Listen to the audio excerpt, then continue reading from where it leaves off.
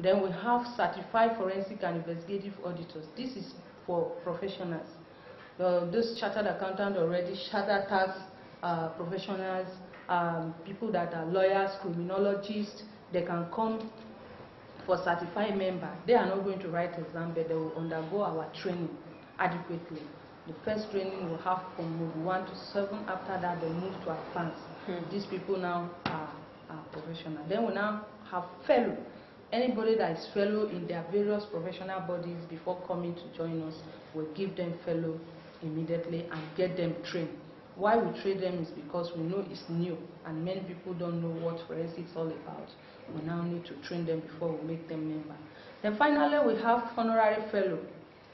Those that have contributed substantially to our association will be given honorary fellow, and also those people that have contributed greatly to our nation Nigeria, which is part of what you have done, because trying to get sanity, to bring sanity back to our Nigeria.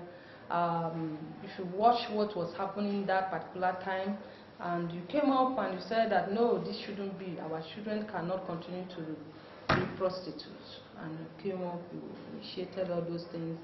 I was not really big like this that time, but I remember you are big. I was not big. That time I was slender. It's okay. But now I put on weight small because the princess has been advising me to eat plenty food. There's no problem. So we appreciated you. If I had my way to come to where you were that time and tell you that, Mommy, this you are doing, I'm very happy, I would have done it. But the security people did not allow it. Where did you make any attempt? Okay, thank God we are here today. It's okay. Yes, ma'am. So we now move further, and the Association of Forensic and Investigative Auditors is rich with men and women that are equipped with knowledge of the use of these technical tools and mechanisms to prevent and sniff out fraud, no matter how big or small. Should you have an organization where you need us, you need somebody, you let us know. We can provide forensic auditor who will be a watchdog in that organization to ensure that your finances are managed properly without leakages. So Nigeria needs to move at par with other countries of the world. Forensic audit is new here actually, but we thank God today that our association is here and we are going to bring sanity to this place. So our submission, ma'am, having shared our vision and mission with you, Your Excellency, we hereby make the following submission, and we are very sure you are capable of doing them all. Number one is that we invite you as the mother of the day at our dinner and award night through book launch scheduled for 7th October 2017 at International Conference Center Abuja by 4 p.m. and to convey to you the decision of the governing board to confer on you our honorary fellowship award, which is predicated based on your inestimable contribution to our country, Nigeria. Finally, ma'am, Your Excellency, as you are aware, our association is just a growing child that needs to be nursed. Therefore, we also solicit for its financial support towards a successful dinner and award night of this association. I want to appreciate you because I know, and I also apologize also because we know that we just have less than 2 weeks. We have just less than 2 weeks. Supposed to have come here before now, but for one reason or the other, we were not given that opportunity early because our princess was looking for how to get in contact, you know, and she was. Are you sure princess was looking for a way to get in? Yeah. Or princess, will I say, maybe you people didn't have me in mind before. We did. No. The letter was inside her car.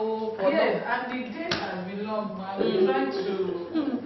Well, you should have found out where what clef is, or is being located. They came. Oh, they came. Oh, it's okay. Yes, sir. I wouldn't say that this is my, I'm just hearing it today that they came. Yeah, okay. So, we are sorry, ma'am. That's why I said I need to apologize. Once again, Your Excellency, ma'am, on behalf of the board members of the Association of Forensic and Investigative Auditors in Nigeria, I sincerely appreciate you for giving us this time to share our vision and mission with you. May the Almighty God bless you and your family abundantly. Amen. Thank you, ma'am. And bless you.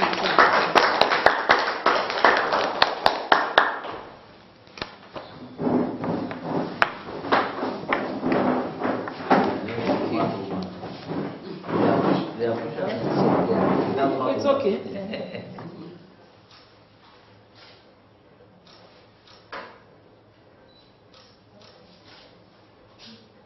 Thank you, ma'am.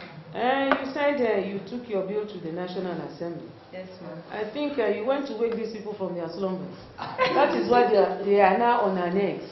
That they want to, institute, how do they call it? The NGO and the CSO. That they want to regulate our activities. So I think, this is one thing in Nigeria. It's when they see somebody's write-up, then they quickly, what they even do, they will tear off your this thing and put their own this thing. I think this is what happened. Because you said you sent your bill, and now they are talking about CSO and the NGOs, that they want to, have a check on us. Anyway, you are most welcome. Thank you, ma'am. You have told us about your association, and I think it's a good thing I should tell you what we do also in Wife1. Wife1 was founded by me, I think about 18 years ago, and it all started in a classroom because I was a lecturer in Kaduna Polytechnic so many years ago. And it happened that I went to Italy to study, to still further my studies while teaching. And the first thing I noticed in the classroom, to start with, you will see some girls coming to school looking so well spent. And, as a mother, a sister, and an aunt, I used to ask them the question, why are they looking the way they were looking? And many of them will say they have gone on pilgrimage. That is why they were looking so haggard. And as a poor teacher, the lessons you have taught before, you have to start all over again. Because they will request you and tell you that they don't understand the topic. So you have to start all over again. So I used to do that for my students.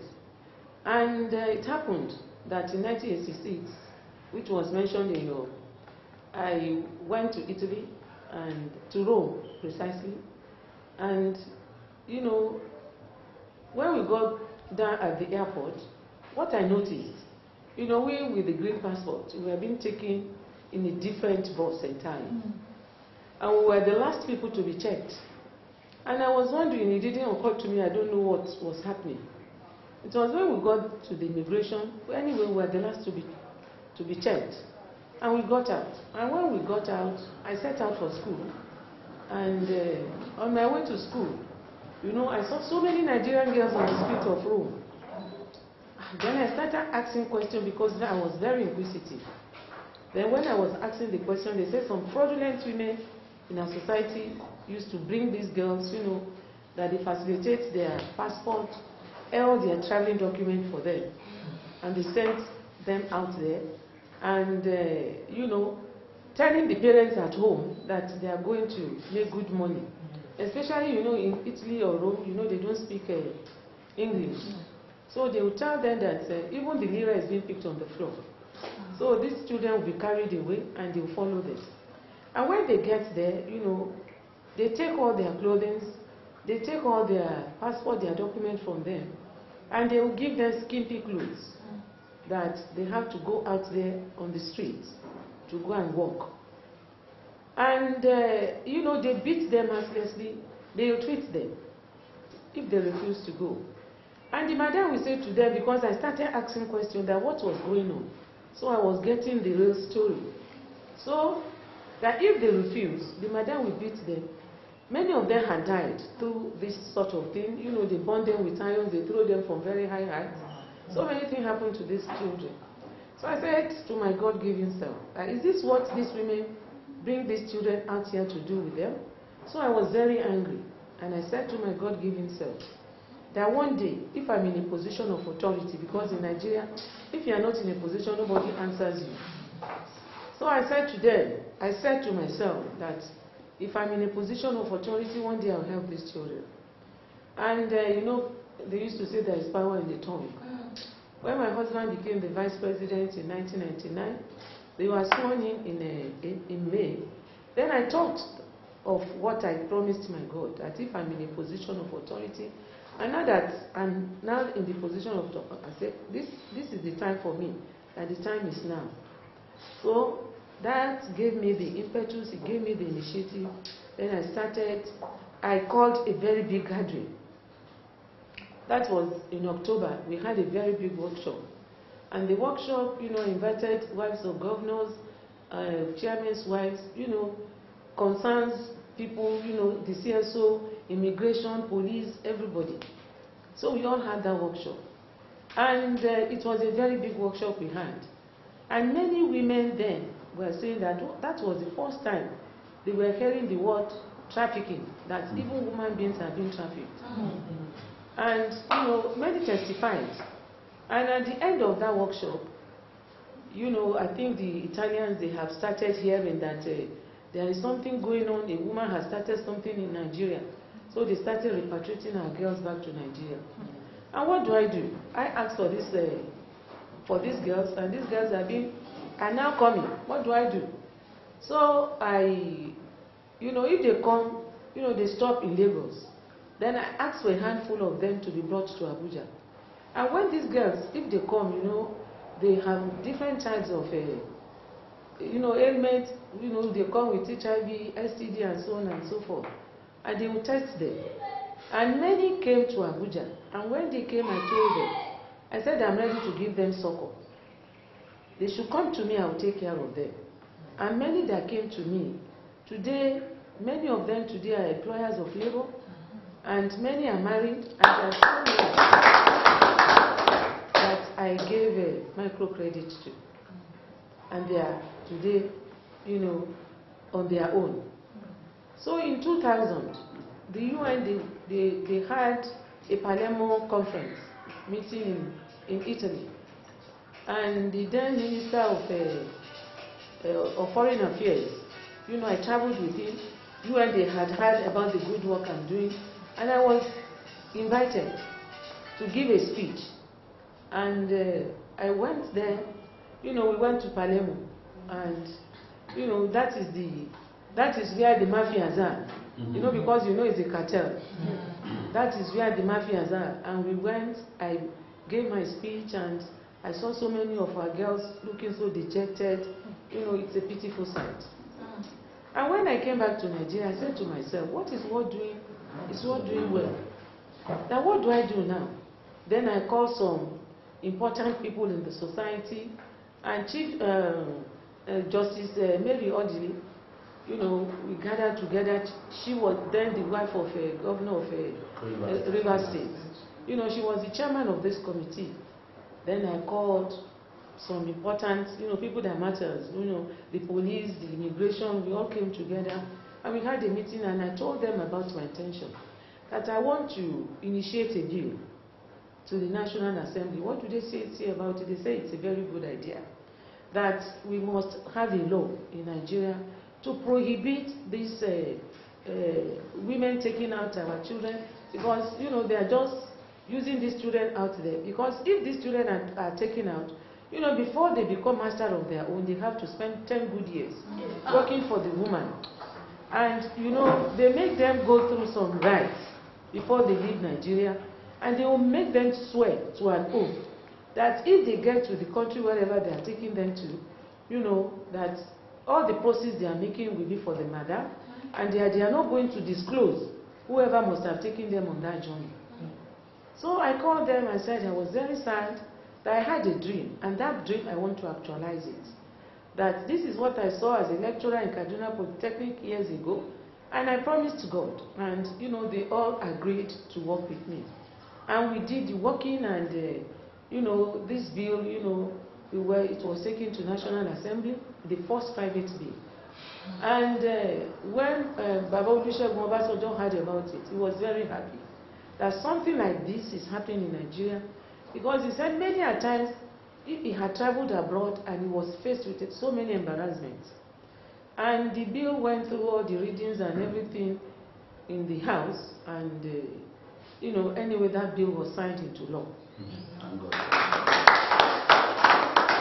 We are all partners in progress. We all want Nigeria's progress because the government cannot do it alone. And you are coming a pretty late, just 2 weeks to your launching or whatever, the dinner you want to have, the award night. But we can see, because we give you, I'm not a widow, but that is the same. We give a widow's man.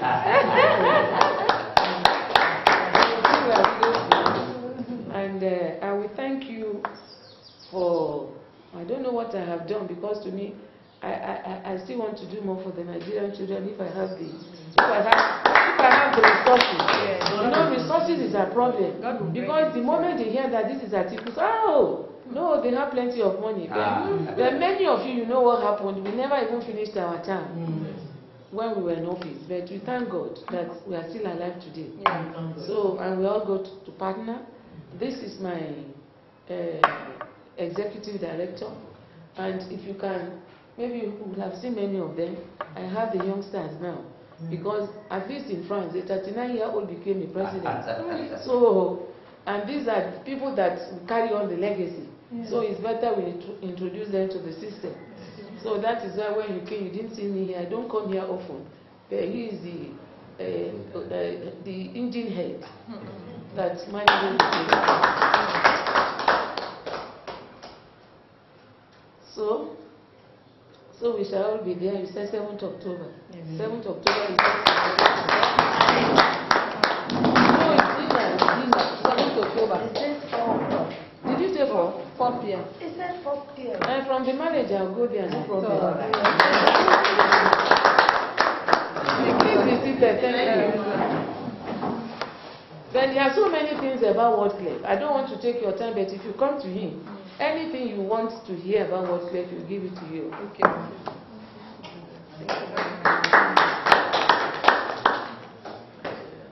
We have girls, children in the university, secondary school and primary.